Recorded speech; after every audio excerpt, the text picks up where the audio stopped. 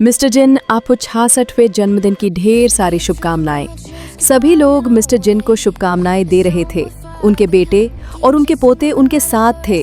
बोल रहे थे आज का दिन वाकई बहुत खास है। जन्मदिन मुबारक हो पापा। हम सब आपकी अच्छी सेहत की कामना करते हैं।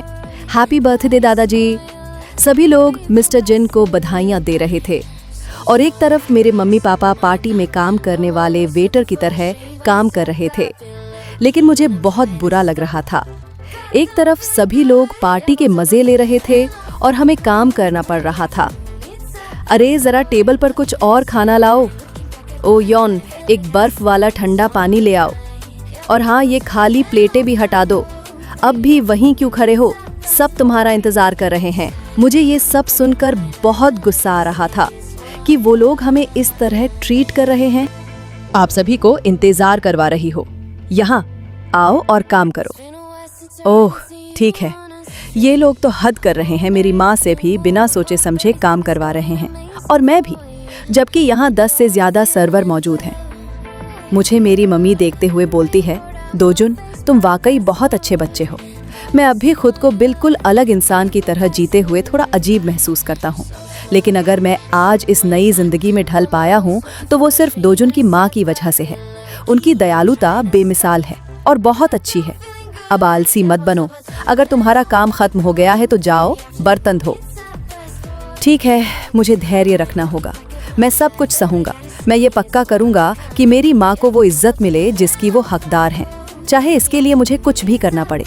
ये लोग मेरी माँ से ऐसा व्यवहार सिर्फ इसलिए कर पाते हैं क्योंकि दादाजी मेरे माता पिता को निजी नजर से देखते हैं। पीछे से मेरे दादाजी आते हैं और बोलते हैं, तो डोजुन आपको क्या लगता है? आप एक घोड़ा चाहते थे इसलिए दादाजी ने आपको एक घोड़ा लाकर दिया। अच्छा, क्या आपको ये पसंद आया? मैं सोचता हूँ एक घोड़ा। मुझे लगता है कि डोजुन ने उससे कहा था कि वो एक घोड़ा चाहता है इससे पहले कि मैं उसका शरीर संभालूं। एक घोड़ा जिसकी मुझे परवाह नहीं है। मैं सोचता हूँ कि ये कितनी अजीब बात है। वो मेरे साथ इतना अच्छा व्यवहार क्यों कर रहे हैं? शायद उन्हें इस बात का थोड़ा पछतावा है कि उन्होंने मेरे पापा को बिजनेस से बाहर कर दिया। हो सकता है इसी वजह से आज वो मेरे लिए इतना नरम बर्ताव कर रहे हों। ये वही शादी है जिसका उन्होंने आखिर तक विरोध किया था और अब वो अपने मन की बात बदल नहीं सकते, वरना लोग उनको बेवकूफ समझेंगे। इसलिए अब वो मेरे साथ अच्छा व्यवहार कर रहे हैं। मुझे लगता है यही वजह है और सच कहूँ तो मुझे ये बात सही भी लगता है। मेरे पास अब खोने के लिए कुछ नहीं है क्योंकि मैं तो पहले ही एक बार मर चुका हूँ। तो क्यों ना मैं ये भी देख लूं कि वो मेरे साथ सच में कितना अच्छा बनने की कोशिश करते हैं। दादाजी, हाँ, मुझे प्लास्टिक का घोड़ा नहीं चाहिए, मुझे असली घोड़ा चाहिए। क्या? मुझे असली कार पसंद है, वहाँ पर खिलौने वाली से बेहतर। मुझे बाथटब में तैरने वाली खिलौना नाव नहीं चाहिए, बल्कि एक असली नाव चाहिए जो समुद्र के ऊपर तैरती हो। फिर मुझे लगा कि मैंने कुछ ज्यादा ही बोल दिया। दोजुन, क्या आप जानते हो कि जब आप असली कहते हो तो आपका क्या मतलब होता है? मुझे हिचकिचाना नहीं चाहिए। मुझे वही जवाब देना चाहिए जो एक बच्चा दे सकता है। हाँ, कुछ ऐसा जो दादाजी बनाते हैं। आप तो असली कारें बनाते हैं दादाजी, और असली नावें, असली टीवी भी। मुझे ये सब चीजें बहुत पसंद हैं। मैं बोलता हूँ कि मुझे सोचकर हैरानी हो रही है कि दादाजी, मेरा मतलब है सुन यांग के सीईओ, इस पर कैसे रिएक्ट करेंगे। क्या मैं उनकी नज़र में एक योग्य वारिस बनने की पहली परीक्षा पास कर पाया हूँ?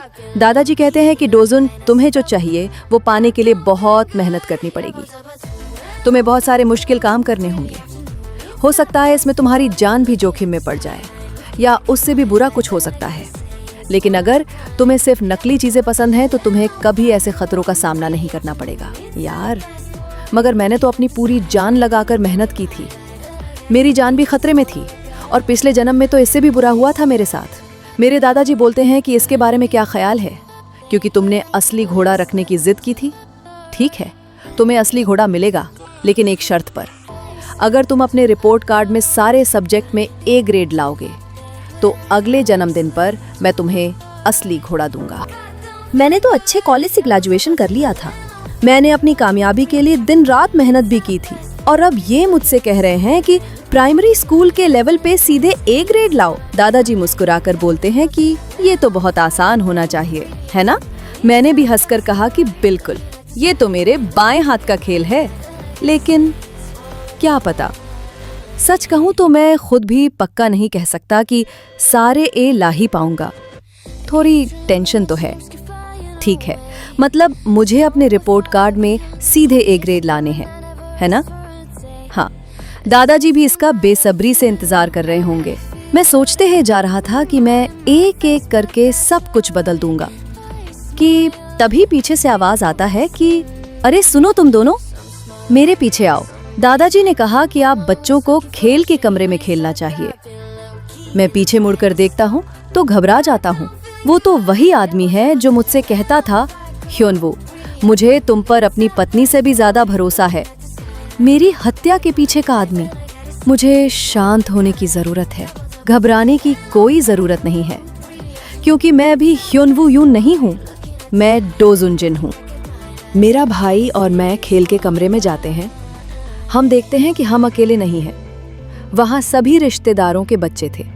तभी अचानक मेरे पीछे से एक बच्चा मुझे धक्का देकर खिलौने वाले घोड़े की ओर जा रहा था। देखो एक घोड़ा, देखो एक घोड़ा। ये बोलते बोलते खिलौने के ऊपर चढ़ गया और जोर जोर से बोलता है, मेरे रास्ते से हट जाओ, मैं यहाँ पहले आया हूँ। मुझे उन बिगड़े हुए बच्चों पर बहुत गुस्सा आया। मुझे लगता है कि वो भी ऐसे ही बर्ताव का आदी हो गए हैं जैसे मेरे परिवार के बाकी लोग। मैं उसे सबक सिखाने जा ही रहा था, तभी मेरा भाई मुझे रोकता है और बोलता है, भाई ऐसा मत करो, इसकी कोई ज़रूरत नहीं है, माफ़ करना मेरे भाई, लेकिन मेरा इसे ऐसे ही छोड़ देने का कोई इरादा नहीं है। मैं उसके पास जाता हूँ और सोचता हूँ कि अब मुझे क्या करना चाहिए। चलो सोचते हैं। सबसे पहले तो मैं उसे एक सबक सिखाऊंगा ताकि उसे तमीज़ सीखने की ज़रूरत समझ आए, और फिर मैं अपने बिजनेस वाले दादाजी पर एक गहरी छाप छोड़ूंगा। मैंने कहा कि वो घोड़ा मेरा है। क्या कहा? तो नीचे उतर जाओ, वो घोड़ा मेरा है। तो क्या हुआ, मुझे फर्क नहीं पड़ता, मैं जो चाहूँ वो करूँगा। सब लोग मुझे देखकर हंस रहे थे। हाँ, इस बच्चे को देखो। मुझे बहुत गुस्सा आया और मैंने घोड़े पर जोर से लात मार दी। मैंने इतनी जोर से लात मारी कि वो बच्चा और घोड़ा दोनों जमीन पर गिर गए और बच्चा उस घोड़े के नीचे दब गया और जोर से चिल्लाने लगा कि मेरा पैर, मेरा पैर। दूसरे बच्चे कहने लगे कि मैं उसके माँ और पिता को फ़ोन करता हूँ। फिर मैं उस बच्चे के पास गया और बोला कि यार, अब से मेरे साथ इतना गंदा व्यवहार करने के बारे में कभी मत सोचना, समझ गए? गैंजुन। फिर उसकी मम्मी वहाँ आ जाती है। वो लड़का बहुत जोर जोर से रो रहा था। वाह मम्मी, ओ मेरे बच्चे, क्या आप ठीक हैं? वहाँ सभी लोग आ गए थे। हे भगवान, मेरी माँ को देखो, वो तो बिल्कुल हैरान रह गई है। यार, अब तो मुझे भी थोड़ा बुरा लगने लगा है। तभी गैंगजुन की मम्मी मुझे जोर से एक थप्पड़ मारती है। तुमने गैंगजुन के साथ ऐसा किया है ना? क्या तुम पागल हो गए हो? मेरे बेटे के साथ ऐसा करने की तुम्हारी हिम्मत कैसे हुई? मुझे बचाने के लिए मेरी मम्मी मुझे जोर से गले लगा लेती और मुझे बचाती है। रास्ते से हट जाओ। मेरे बेटे की तरफ से मैं माफी मांगती हूँ, माफ कर दीजिए।